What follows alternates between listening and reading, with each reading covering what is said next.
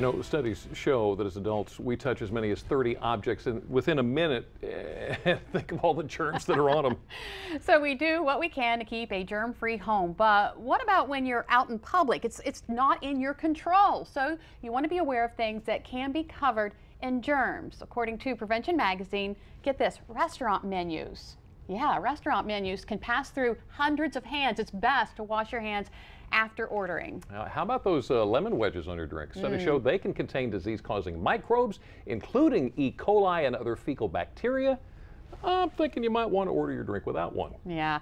Condiment dispensers. You don't know if others who use them before you wash their hands, so try squirting hand sanitizer on the outside of the bottle or use a disinfectant wipe before you grab it. By the way, using a napkin won't help because they're porous and microorganisms can pass through them. This one's probably not too surprising to you. Restroom door handles to avoid germs. Use a spare paper towel to grasp the handle after you've washed your hands.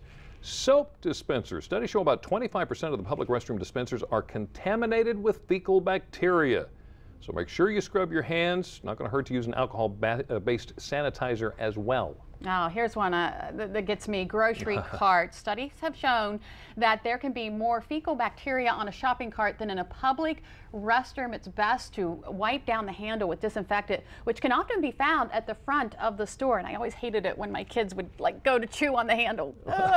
It's not a good thing. How about the airplane bathroom? Did you know that from faucets to doorknobs, these could be covered in E. coli?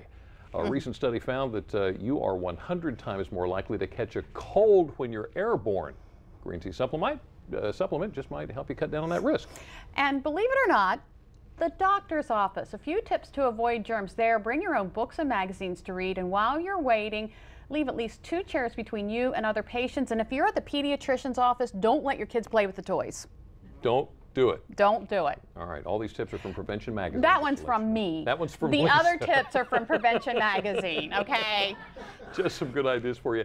And you know, those places aren't the only areas of concern. Wait till you hear how dirty your office can be. Most people spend more time here than anyplace else, and here can be a dangerous place. A study from the University of Arizona found the average office desk harbors 400 times more germs than the average toilet seat. The phone's home to more than 25,000 microbes per square inch and holds the title of the #1 germiest place in the office. Keyboards have nearly 3,300 microbes per square inch. That's 3,300 microbes between the A and the D. Just think about the rest. The average toilet seat has less than 50 microbes. 3,300 as opposed to 50. So to keep clean, spray, wipe, sanitize. And to stay healthy, wash your hands. The Centers for Disease Control says hand washing is the most important thing you can do to keep from getting sick. But do you know how to properly wash your hands? Yep, there's a right and wrong way. There is, and as part of National Hand Washing Awareness Week, we are going to share some tips with you. The CDC recommends using warm or cold water and, of course, soap. Work up a good lather. Don't forget to scrub the back of your hands as well as your fingers and even your nails. And wash your hands for a good 20 seconds or hum the happy birthday song from start to finish twice.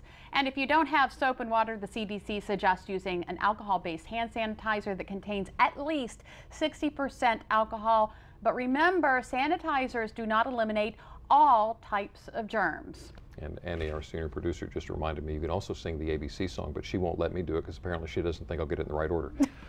If you'd like more information on how you can avoid germs and stay healthy, all you have to do is go to DelmarvaLife.com, click on this show. It's a dirty world. Still to come on Delmarva Life. Don't toss it out.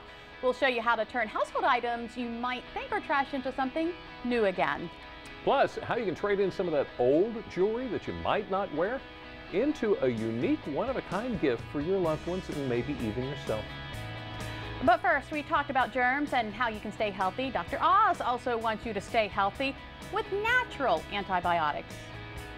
Hi, I'm Dr. Oz. Today, antibiotic medications are overused. As a first line of defense, try these natural antibiotics. Treat wounds with Manuka honey. Apply directly on gauze and cover the wound. Andrographis is proven to help upper respiratory tract infections. You can drink it as a tea. And try a few drops of Golden Seal. It can help stop a sore throat in its tracks.